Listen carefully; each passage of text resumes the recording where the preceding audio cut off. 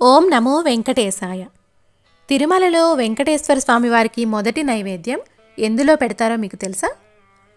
ఇదివరకు తిరుమలలో తొండమాన్ చక్రవర్తి స్వామివారికి రోజు బంగారు తులసి దళాల్ని సమర్పించేవారట. అప్పట్లో స్వామివారు భక్తులతో మాట్లాడేవారట కూడా. ఈ తొండమాన్ చక్రవర్తి రోజు స్వామివారి దగ్గరికి వెళ్ళి చెబుతూ ఉండేవాడట, స్వామి, నేను మీకు రోజు బంగారు తులసి దళాలతో పూజ చేస్తున్నాను కదా, పైగా నాకంటే పెద్ద భక్తుడు మీకు ఎవరున్నారు స్వామి అని అంటూ ఉండేవాడట. స్వామి తొండమానుడికి ఒక పాఠం చెప్పాలనుకుని, నాకు ప్రియమైన భక్తుడు ఈ ప్రాంతానికి దగ్గరలోనే భీముడు అని ఒక కుమ్మరివాడు ఉంటాడు, వాడిని వెళ్ళి చూడు అన్నారట స్వామి.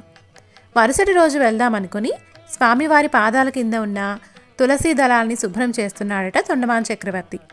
అప్పుడు తను చేయించిన బంగారు తులసి దళాల క్రింద మట్టి తులసి దళాలు కనిపించాయట.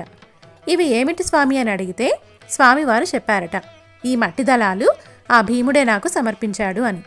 అప్పుడు మనసులో అనుకున్నాడట చక్రవర్తి, మట్టి తులసి దళాలు స్వామివారికి నచ్చాయా, వీడు ఎవరో కానీ వెంటనే వెళ్ళి కలవాలి అని వెంటనే బయలుదేరారట. ఆ రోజు చాలా ఎండగా ఉంది. అప్పటికే నడిచి నడిచి భీముడి ఇంటి దగ్గరలోనే స్పృహ తప్పి పడిపోయాడట చక్రవర్తి.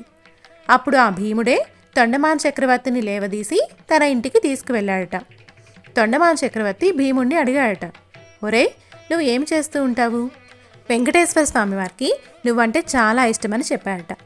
భీముడు అన్నాడట, నేనేం చేస్తాను స్వామి, కుండ చేసే ముందు ఈశ్వరా నన్ను అనుగ్రహించావు, కుండలు చేసుకునే శక్తిని ఇచ్చావు, అవి అమ్మితే 4 రూపాయలు వచ్చేట్టు చేశావు, వాటి వల్ల నా సంసారం సాగుతోంది, నీకు కృతజ్ఞతగా ఒక మట్టి తులసిదళం చేసి నీ పాదాల వద్ద ఉంచుతాను అని అక్కడే ఉన్న కొయ్యతో చేయబడిన శ్రీ వెంకటేశ్వర స్వామివారి మూర్తికి సమర్పించేవాడట.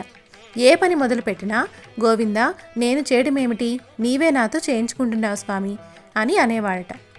అప్పుడు తొండమాన్ చక్రవర్తి అనుకున్నారు, వీడేమో అంతా స్వామివారే చేస్తున్నారని అనుకుంటున్నాడు, నేనేమో నేను చేస్తున్నాను అని స్వామివారికి సమర్పిస్తున్నాను అని తన తప్పు తెలుసుకున్నాడట చక్రవర్తి.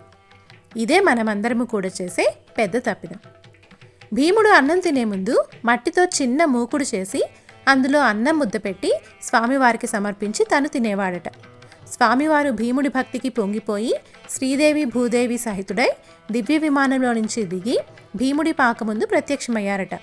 వెంటనే స్వామివారు భీముడిని కౌగిలించుకుని భీముడు తన మీద చూపించే భక్తికి పొంగిపోయి తన ఒంటి మీద ఉన్న ఆభరణాలన్నీ భీముడి మెడలో వేశారట. అలాగే శ్రీదేవి భూదేవి అమ్మవార్లు కూడా వారి ఆభరణాలన్నీ భీముడి భార్యకి తొడిగారట. స్వామివారు గరుత్మంతుడిని పిలిచి ఈ జీవుడిని సశరీరంగా వైకుంఠానికి తీసుకువెళ్ళమని ఆదేశించారు. ఇప్పటికీ స్వామివారి ఆనంద నిలయంలో మొదటి గడప దాటి పెట్టే నైవేద్యం కుండలో చేసిన పెరుగన్నం. ప్రతిరోజు ఒక కొత్త కుండ చేసి అందులోనే నైవేద్యం పెడతారు. అదొక్కటే స్వామివారు తింటారట. ఇక్కడ సారాంశం ఏమిటంటే, ఎక్కడ భక్తి ఉందో అక్కడ వసుడైపోతాడు స్వామి, ఎక్కడ గర్వం అహంకారం ఉన్నాయో అక్కడ ఆయన ఉండరు. ఓం నమో వెంకటేశాయ.